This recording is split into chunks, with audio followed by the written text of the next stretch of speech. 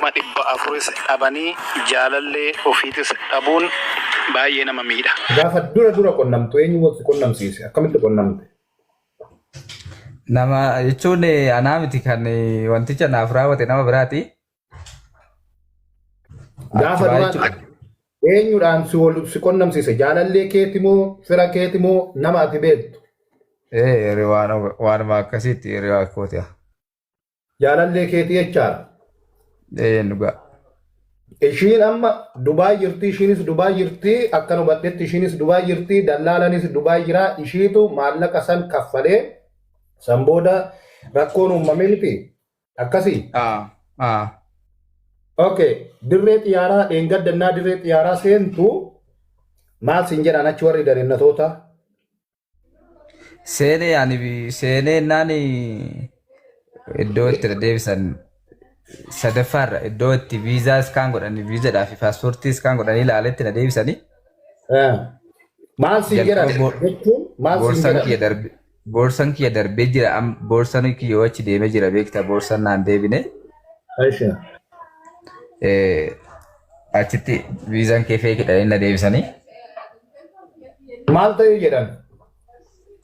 Feekidha dhankaa feekidha jedhanii. Jechuun akkamitti feekitaa maal ta'eef feekitaa yaawanii kanan deemu turistiidhaan ture. Akkamitti feekitaa handee feekii miti sirriitti ilaalaa jennaan sirumaa paaspoortiin irraa sirra paaspoortii kee kana ciccirramuun deemta jedhamna jedhanii yaa'u mirga akkasitti hin qabdu beektaa akkasitti gaaffii gaafachuudhaaf achitti. Mirga ammaa hin qabdaa? No, mirgi hin jiru. Mirgi osoo jiraate immoo sa'aatii sana namni ana qofaa miti kan deebi'e guyyaa sana ijoolleetu baay'ee nama dhiibee. Viizaa sani galoo qoy. Inni sun sirriidha. Isaan hojiirra waan jiraniif si xarfaafanii ofirraa si oofu. Viizaa sana ammaati bilbila keerraa qabda waasaappi keerra jira. Viizaan sun waasaappi irratti si erganii tatis kaan godhattee miti. Yena. Okay, waasaappi irraa qabda amma naa erguu dandeettaa? Qabae. Viizichi feekii ta'uu fi feekii ta'uu baachuu isaa hin beekama asitti kompiitara irra galchisiisnee ilaalchisna nuti. Micayyoon ati jaalalleen ta'e sun Dubaay keessa jirti moo biyya biraa jirti? Achuma jirti malee.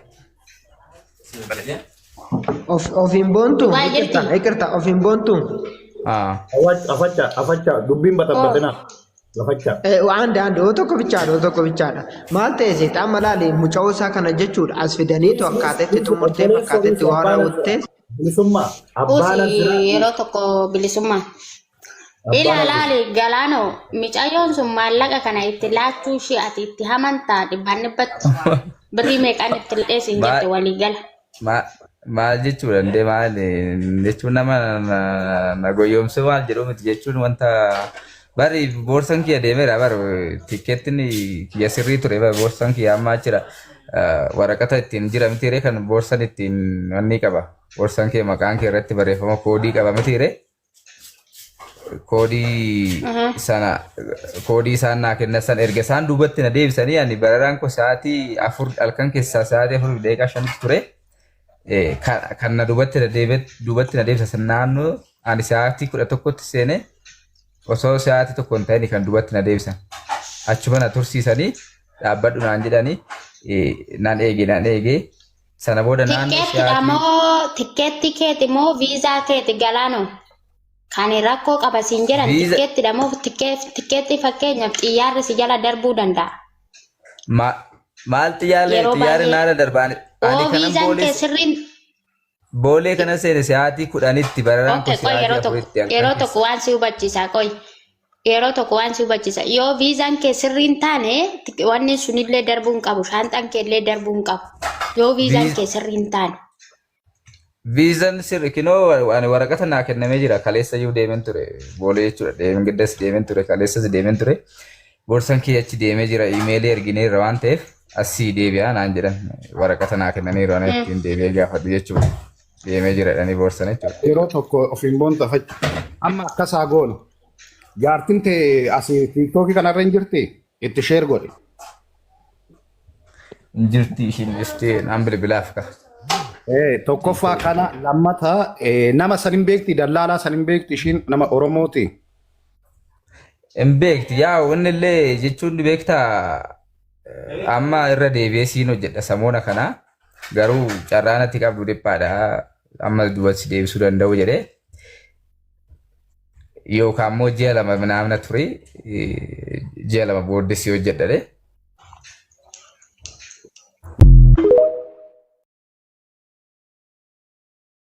Obboleessi keenya kun dhalataa Shawaa Kaabati Galaanoo jedhama maqaan isaa.